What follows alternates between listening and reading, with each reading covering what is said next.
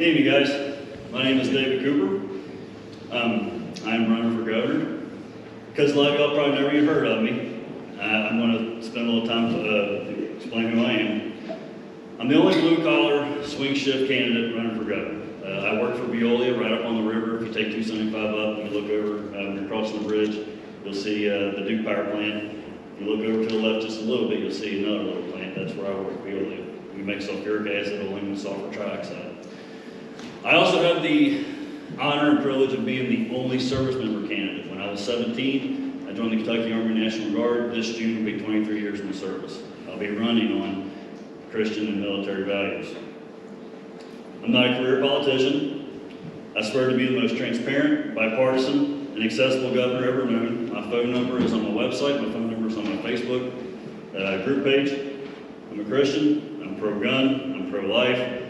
I was born in Harrison County, grew up in Pelham County in 2001 Wildcat, and I've lived in Kenton County the last 15 years, I think. Independence is where I live now.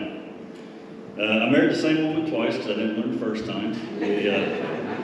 We got a divorce, and then we went through counseling with our church's preacher, and we got back together 8 months later. So I was real happy about that. We have two beautiful little girls, 9 and 13. The issues. So in the military, we have something called blood, the bottom line up front. Police will not have to worry about being defunded, with me and governor, because I'm a military policeman. So I'm going to give them the most money and most equipment that I can give them. And I didn't even talk about being in the service. I just said how long I was in. So I've been deployed 3 times. The second time was to Afghanistan. I was blown up 4 times and I was shot at twice. The third time I was deployed was to the Texas-Mexican border. I worked directly with Border Patrol. Again, there's another one of the only things. I'm the only one that's worked directly with Border Patrol for 9 months. I worked on the wall twice in 2006 and I think 2007 with the Guard. So back to the issues. School choice, I'm with Mike, your money should follow your kids. Your taxes should follow your children. Males won't compete in female sports. I'm pretty sure legislation just passed some of that. No COVID shot mandates. I had to get mine because I wanted to continue to serve. They said that you either got to get the shot or you're going to have to get out of the military. And unfortunately, I got it. I wasn't proud of it. I spent a lot of nights upset about it. But I got it so that I can continue to serve you all. My big 3 is, the first one's the pension. I don't know if we have any Kentucky employees or county employees here, any teachers, anybody? Okay. I'm the only candidate that's raising the red flag about this, and I'm the only candidate that's got a plan. If you go to my David Cooper for Kentucky Governor Facebook page, there's a pinned video. It's about an hour long. Fast forward about 20 minutes and you'll hear the whole plan. It's mainly focused on teachers right now, like I told this man here.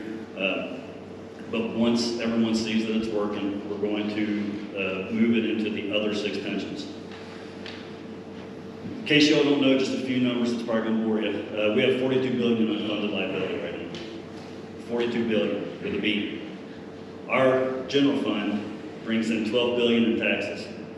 25% of that is going towards the pension. With my plan, we'll be able to take that 25% and move it back towards education, infrastructure, healthcare. My second big thing is trade schools.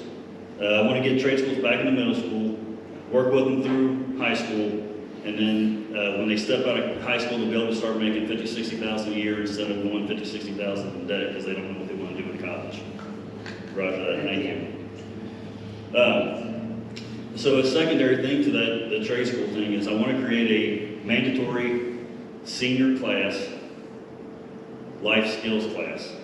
Basically what that life skills class will have is a little bit of home ec. We'll teach them how to cook a little. We'll bring home ec back, teach them how to cook stuff so they're not using the app and wasting their money on that.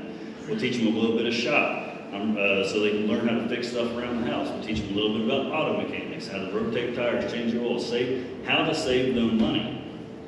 I was going down to Todd County the other day, got a flat tire. I was off the road and on the road in 10 minutes because I knew what I had to do, not waiting 3 hours for AAA.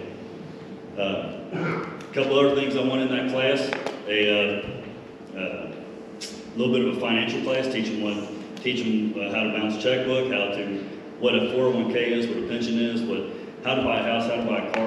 When I bought my first house, I had no idea what I was doing. And now I do. I know what equity is. I know how to make it better. So I'm gonna do that class. The third thing I want to do is I'm going to bring a beef processing plant to the state. If we get a beef processing plant to the state, we're going to bring in roughly about $2 billion. And the reason I say this is because we're going to be getting the East Coast cattle. Right now, we send our cattle west of Mississippi. The East Coast, all their cattle goes west of Mississippi. If we have a beef processing plant, we're going to put more money in farmers' pockets, and we're going to take less money out of your house from the grocery store. Not only that, but we're going to be getting the East Coast cows too. Roger that. So I'm running out of time, but I just want everyone to know, I'm going to fast forward to the end here. I will always remember that I serve you guys, and I will remind other elected officials that we serve you. You all don't serve us. And I will be the most transparent governor. I'll do whatever the state wants me to do. If they want a video of my office, I'll put a video of my office. They want to run an account on my bank account, I will. I don't care. I want you all to know that I'm doing everything I can for you. Questions? I'll probably ask the same question. Or Mark, you got one? So firstly, thanks for your service. So then when you say that you'll be running on military values, what exactly do you mean by that? Because obviously we're dealing with the military, but also look at them right now, there's a lot of not so great things in our military. So if you could please back up. All right, so I'm an NCO in the military, not a commissioned officer, and we're considered the backbone in the military. Basically, we do all the work. The officer tells us what to do. We say, okay, got to get it done.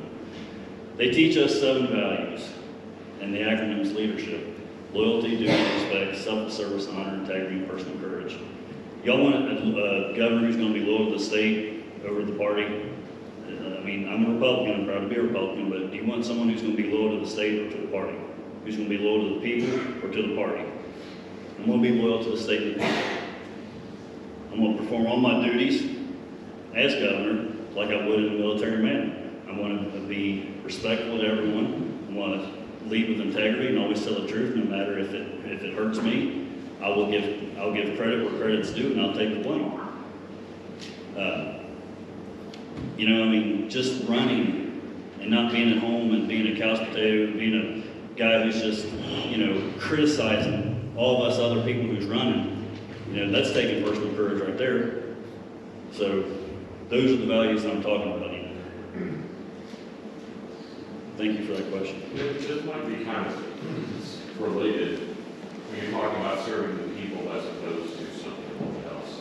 So did you say bipartisan, Governor, earlier? Bipartisan, yeah. So what I mean by that is, and I was having a conversation here and they agreed with me. Currently, there are a lot of Republicans and Democrats that are sort of in the same boat. They don't want to compromise. They don't want to work together. They don't want to do what's best for everyone. They just want to do what's right for themselves or what's right for the people or for the party. We have got to have someone who is going to work together, bring these two people together. And what I mean by that, I'll give you an example, was bathrooms.